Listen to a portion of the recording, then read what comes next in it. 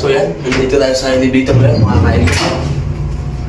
Tayo ay bababa na dito sa pinatabawan natin sa ating visitor sa maintenance mga ka-idol.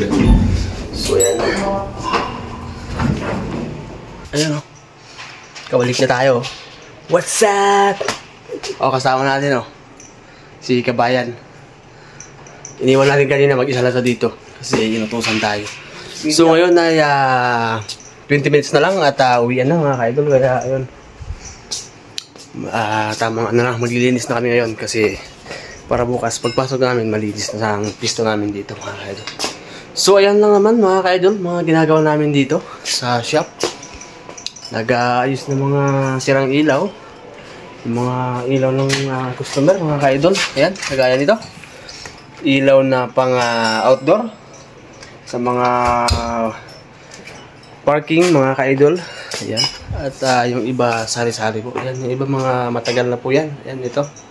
May 3 years sa 4 years na yung mga yan mga ka-idol. So, ayan. Ayan. Nandito rin yung mga trans namin. Ayun, no?